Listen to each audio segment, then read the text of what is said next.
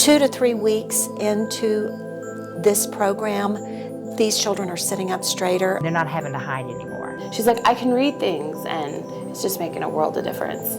They are taking chances in reading out loud in class when they wouldn't have done that just a few months ago. This is a whole different world than we've ever experienced. Now it's really easy to read because I can read the words and it's not so hard.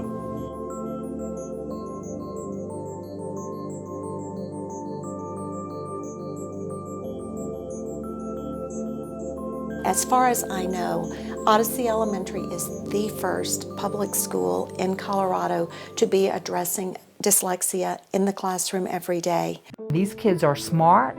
They're as smart as their classmates, and they're very well aware of the fact that they're not reading as easy as other kids are.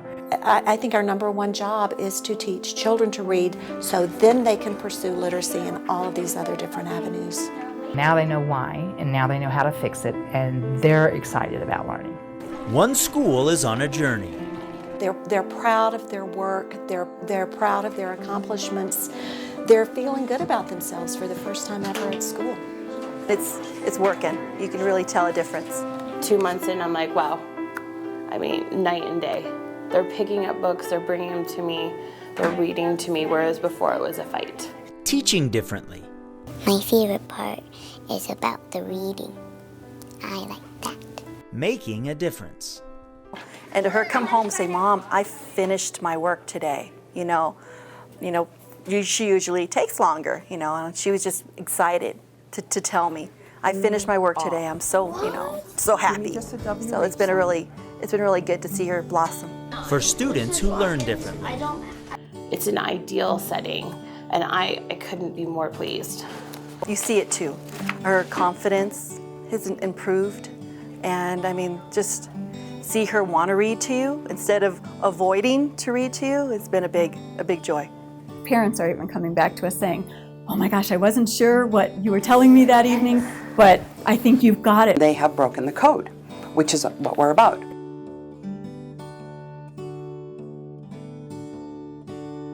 Language is a code. Many of us figure it out on our own. But for those that fit a profile of dyslexia, it's a code that can be hard to break. Probably the biggest misconception about dyslexia is that dyslexic individuals see things backwards. That's not true at all. This is a story about an entire school. An entire school serving an often left behind portion of students, with brains that learn a different way from their classmates. Teresa Highnote had 35 years of high school teaching experience. It exposed her to the longer-term impacts that students exhibiting at least some of the signs of dyslexia show. I discovered very, very bright kids were getting to high school and either were non-readers or very inefficient readers. Readers that fell through the cracks early on because they needed a different way to learn. As I was teaching high school English, and I'd have these really, really smart kids who would bomb a test. And I'm like, okay, why aren't you studying? What's happening? A desire to help every student read fed her need for information.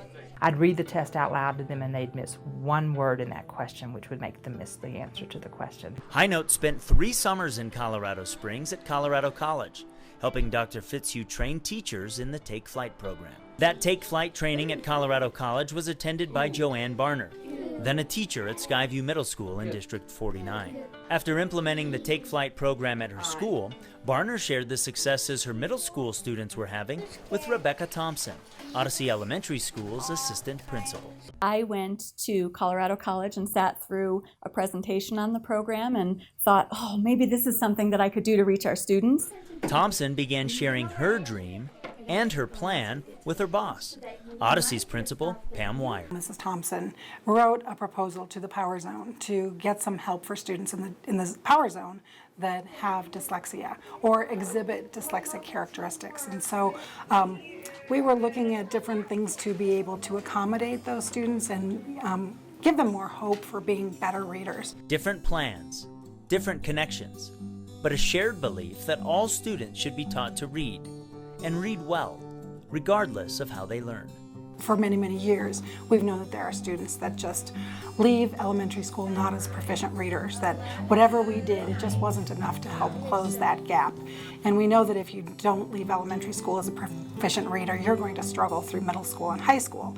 And your future might not look as bright as if you were a proficient reader. Together, I think we said, oh my gosh, this could be amazing. Amazing once the right pieces came together. When you're looking at something very specific like dyslexia, elementary principals, elementary teachers, we're not experts. Pam said to me, would you like to go to Texas, where they have schools that are for dyslexic students, entire schools. They have all of these programs. And I said, oh my gosh, this would be like a dream come true. That trip to Texas included a visit to Scottish Rite Hospital, where the Take Flight program had been created. I flew to Texas, and Lynn met me there. And so she had all of those connections. Where Thompson got to meet Hino and observe her in action.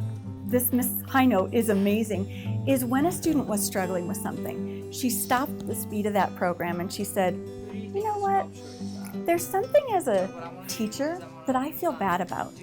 You have struggled with this one concept for quite a while, and I don't think I've ever explained to you well enough for you to understand. Let's stop for just a minute. And I'm going to make sure that I can help you to understand this. This is my 39th year to teach, and I walk in this door every morning going, yeah, look at this campus. This is a joy. You know, this is a great place to be. The expectations and just the enthusiasm, the energy here is just phenomenal. Odyssey doesn't diagnose a student as being dyslexic. That isn't the school's intent, but it does identify students that fit a profile of dyslexia. We don't want to put a label on a child just to put a label on a child. We want to try to identify what the problem is so that we can address the problem. No round air, panting air, gliding air, kicking air, breezy air.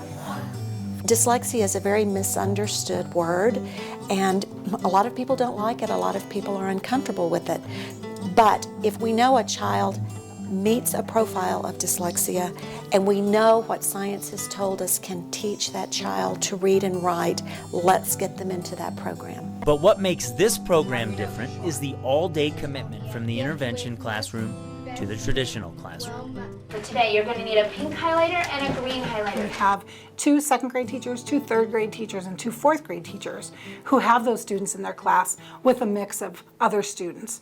So we've also tried to keep those class sizes a little bit smaller, because we know that those general education classroom teachers have up to 10 students who are struggling readers. So therefore, we wanted to keep that a little bit lower, but then we're also providing that 45-minute pull-out every day to those students. And so that's kind of how we set it up. And then within that classroom, the teachers have had to kind of embrace some other resources and some other strategies and accommodations to make sure that when those students are in their class, that they're doing something a little bit differently and teaching them what those strategies might be. Our intention this year was to make sure that our 6 LEX classrooms, or Literacy Excellence classrooms, actually got quite a bit different. So they have lots of different interventions and accommodations. So accommodations might be things like they're not held to the same time standard as other students, perhaps. They are given all the extra time they need to complete assessments, to complete assignments, to process things, to answer questions, because that is one of the most profound accommodations you can give someone who's dyslexic, is the gift of time. Each interventionist sees about 30 students a day, about 5 at a time, for 45 intense and intentional minutes. I have done this in other schools, and I have never seen the 100% on board with the scheduling, with the expectations of what homework will be done and how it's done, the support in the classroom spelling instead of doing their spelling, we send spelling from here. I have never seen across the board where every teacher, the administration, it is 100% support. We spent a year in planning, we spent a year in training the teachers school-wide so that everyone in the school had an understanding of what would be going on in that classroom for the children with dyslexia and how they could be supportive in their own roles. And not support because I have to, because this has come down and now I'm a part of it and so I'm compliant, but support in they are expecting good results. They're holding us accountable for good results.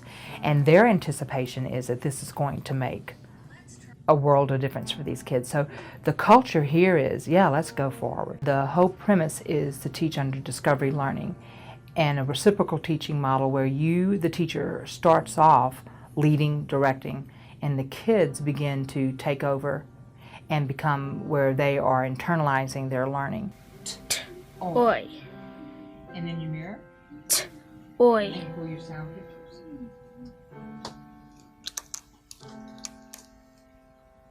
Everything is taught in a way in which the kids can learn to respond, but also begin to discover what the next concept is going to be so that they can tell you what is happening within that word, so they can analyze, they can use their own metacognition, becoming very aware of how they think and how they learn and how they acquire those skills. There is a specific order to what is being taught in that intervention. But I think what it does, it goes all the way back to the very basics. You can't start anywhere you want in that program. Every student, every adult goes all the way back to square one with sounds and letters. And they work from there through all of the rules of spelling and reading. Look and listen, echo, unblend, put on your sound pictures, add, take away, switch, trade. Let's do it again. Add, take away, trade, switch, repeat. The dyslexic has to pull in all of their senses in order to be able to acquire that sound. So we want them to, or that word or that letter that you're working on, we want them to look at it, and as they're looking at it, say it. So now there's two ways that that information is going in their brain. As they're writing it, they're looking at it, they're saying it, and they're writing it. That gives it three ways into their brain. So it really tends to make them hyper-focus on what they're doing to a point that every way that they can take in information is being used, which builds and strengthens those weaker pathways that they may not be normally or automatically using, and strengthen the pathways that they are already using so that both can pull in together and help them acquire that language. And one of the most profound things I found in the research that it does is it actually changes the way the brain of a dyslexic person works. They do MRIs before that intervention is done, and they do MRIs after the intervention is done, and you can actually see a difference in the way the brain is working. He's writing, reading, echoing, naming, and just doing different things where he's actually visual as well as auditory, and just doing a whole combination of things at the same time so that it really sticks. And when you think about what they accomplish in a 45-minute class period, wow, it's fast-paced. It's not just a little bit of reading here, a little bit of reading there. It's consistent. It's every day, including Fridays.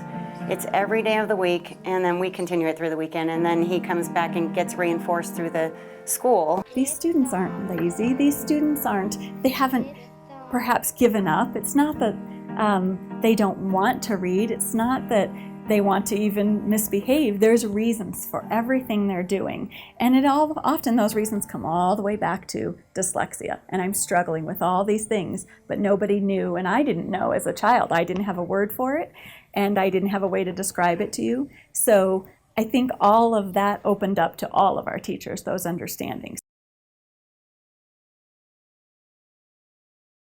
Anecdotally, as you're watching, even before you put an assessment in front of the kids, if you look at where they started the day that they started and where they are now, it's very different. They would line up and come to class, but they didn't want to be here. They didn't know what was going on.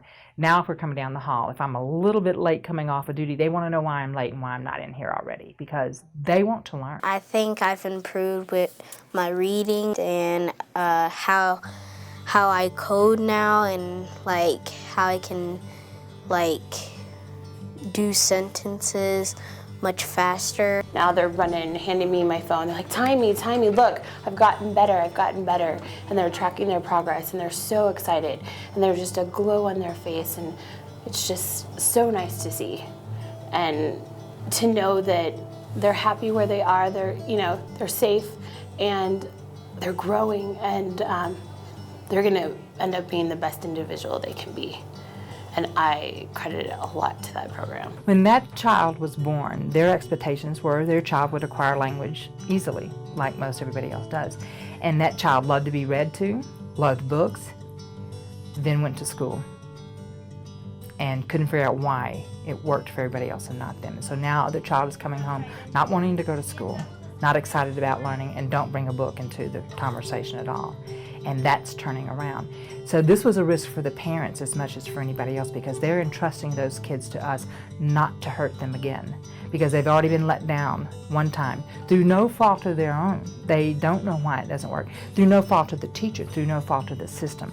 But this is a different way of thinking for them. The brain is not broken, it's just thinking in a little bit differently.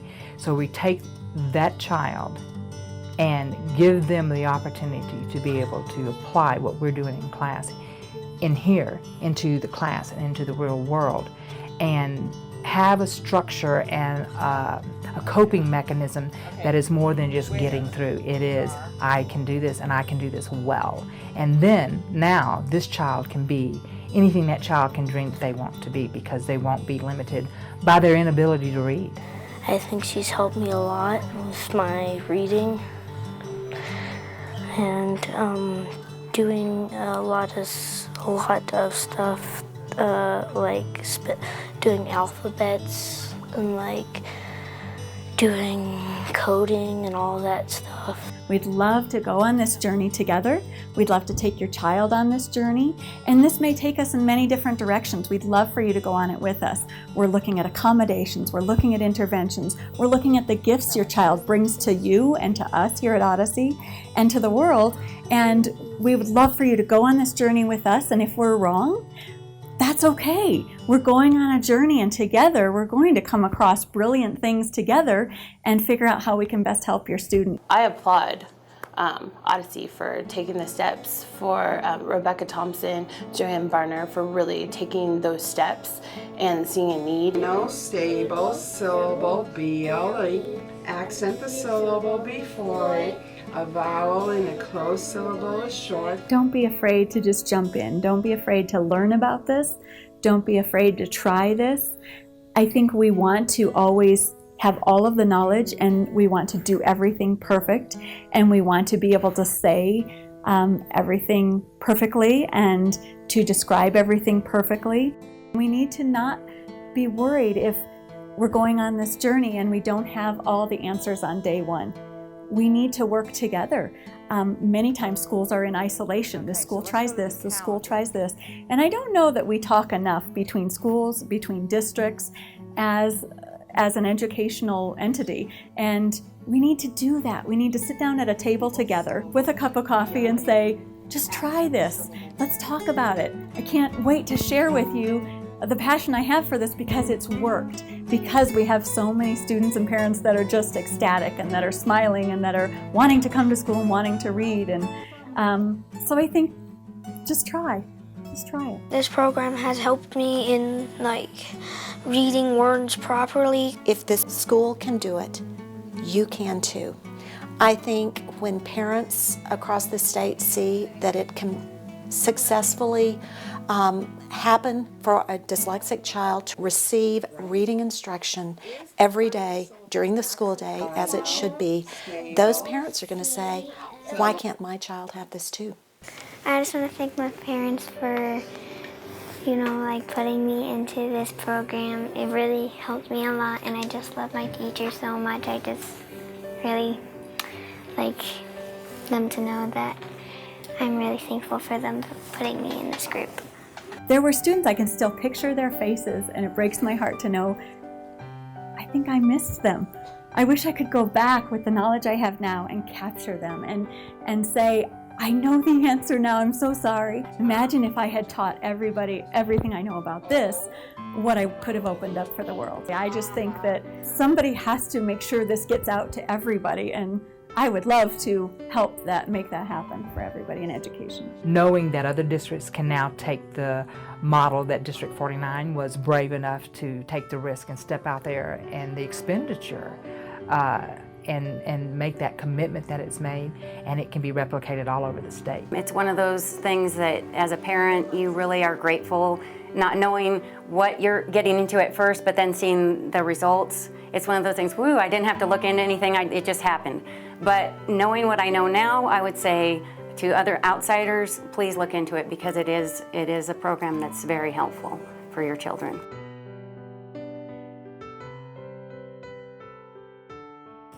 I've gotten better at reading and writing my cursive letters, and I can read 2 chapters now, and I could only read 1 chapter before, so I think it's really helped me.